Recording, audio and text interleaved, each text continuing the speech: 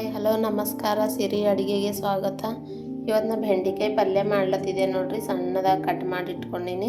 1 tomato ಹಣ್ಣು ದಪ್ಪಂದು, 2 ಉಳ್ಳಾಗಡ್ಡಿ, ಸ್ವಲ್ಪ ಕರಿಬೇವು ಇಟ್ಕೊಂಡಿದ್ದೆ ನೋಡ್ರಿ.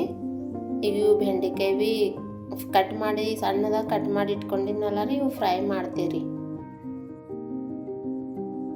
ಕಡಾಯಿ ಕಾಯ್ದದ, ಇದ್ರಾಗ ಇವು ಬೆಂಡೆಕಾಯಿ ಹಾಕೊಲತ್ತಿದೆ ನೋಡ್ರಿ. ಈಗ ಇದಕ್ಕೆ ಸ್ವಲ್ಪ ಎಣ್ಣೆ ಹಾಕೋಬೇಕ್ರಿ.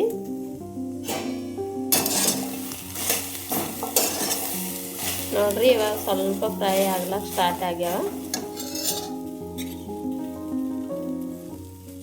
ಎಣ್ಣೆ ಹಾಕೋಬೇಕು ನೋಡ್ರಿ. 1 ಸ್ಪೂನ್ ಎಣ್ಣೆ ಹಾಕೋರಿ. ಇವು 1/4 kg ಬೆಂಡೆಕಾಯಿ ಅವ ರೀ, ಹಾಗಾಗಿ 1 ಸ್ಪೂನ್ ಎಣ್ಣೆ ಹಾಕೋಬೇಕು. ಚಂದ ಫ್ರೈ ಮಾಡ್ಬೇಕು ನೋಡ್ರಿ. ಇವು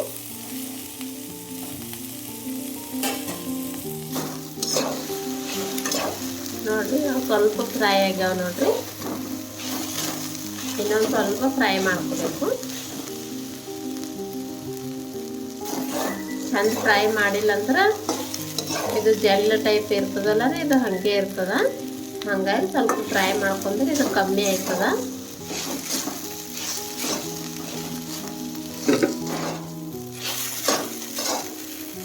ನೋಡ್ರಿ ಇವಾಗ ಫ್ರೈ ಆಗ್ಯಾವ. ಇವಾಗ ಇವು 1 ಪ್ಲೇಟಿಗೆ ತೆಕ್ಕೊಂಬರ್ರಿ.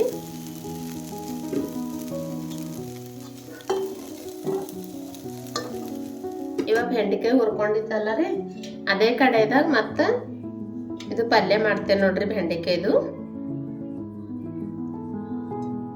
ಎಣ್ಣೆ ಹಾಕೊಲತ್ತಿದೆ ನೋಡ್ರಿ. 2 ಸ್ಪೂನ್ ಎಣ್ಣೆ ಆದ್ರೆ ಸಾಕ್ರಿ.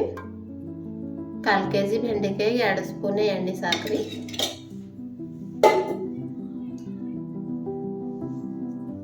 ಕಾಲು ಚಮಚ ಸಾಸಿ ಜೀರಿಗೆ,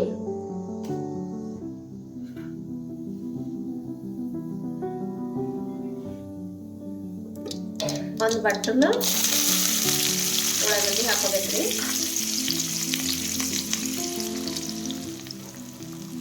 ಸ್ವಲ್ಪ ಚಂದ ಕೈ ಆಡಿಸ್ಬೇಕು. ಕರಿಬೇವು ಒಂದು ಸ್ವಲ್ಪ ಹಾಕೋಬೇಕು.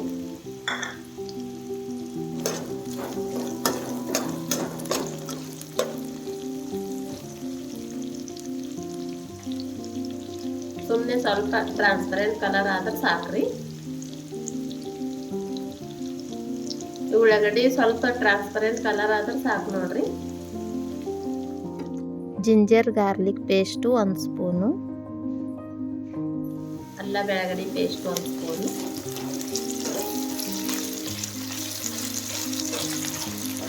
ಅರ್ಧ ಸ್ಪೂನ್ ಅರಿಶಿಣ,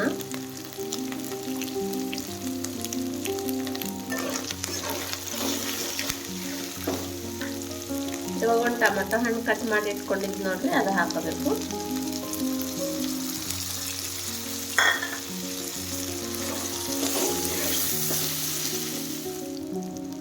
ಕಾಲು ಸ್ಪೂನು ಉಪ್ಪು ಹಾಕೋಬೇಕು ನೋಡ್ರಿ. ಇವು ಚಂದ ಮಿಕ್ಸ್ ಮಾಡ್ಕೋಬೇಕೀಗ.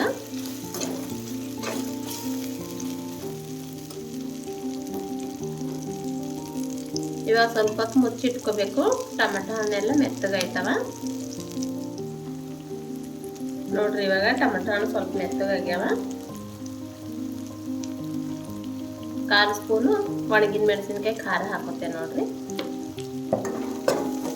ಇವಾಗ ಇವು ಬೆಂಡೆಕಾಯಿ ಹುರಿದಿಟ್ಕೊಂಡಿದ್ದಲ್ಲ ರೀ, ಇವು ಸೇರಿಸ್ಕೊತೆ ನೋಡ್ರಿ. ಇವಾಗ ಚಂದ ಮಿಕ್ಸ್ ಮಾಡ್ಕೋಬೇಕು ನೋಡ್ರಿ.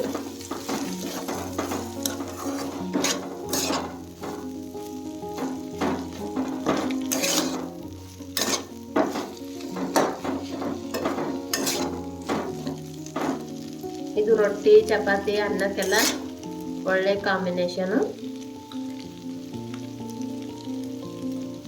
ಇವಾಗ 1-2 ನಿಮಿಷ ಮುಚ್ಚಿಟ್ಕೋಬೇಕ್ರಿ.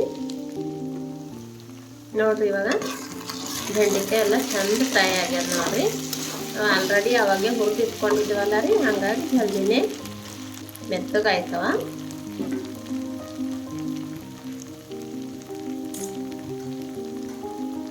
ಇವಾಗ ಸ್ವಲ್ಪ ಸಣ್ಣದಾಗಿ ಕಟ್ ಮಾಡ್ಕೊಂಡಿದ್ದು ಕೊತ್ತಂಬರಿ ಸೊಪ್ಪು ಹಾಕೋತೆ ನೋಡ್ರಿ. ನೀವು ಟ್ರೈ ಮಾಡಿ ನೋಡ್ರಿ. ನಿಮಗೆ ಇಷ್ಟ ಆದರೆ ಲೈಕ್ ಮಾಡಿರಿ, ಶೇರ್ ಮಾಡಿರಿ, ಸಬ್ಸ್ಕ್ರೈಬ್ ಮಾಡಿರಿ, ಬೆಲ್ ಐಕನ್ ಕ್ಲಿಕ್ ಮಾಡಿರಿ. ನಾ ಹಾಕಿದ ತಕ್ಷಣ ನೋಟಿಫಿಕೇಷನ್ ಬರ್ತದೆ ರೀ. ಧನ್ಯವಾದಗಳು.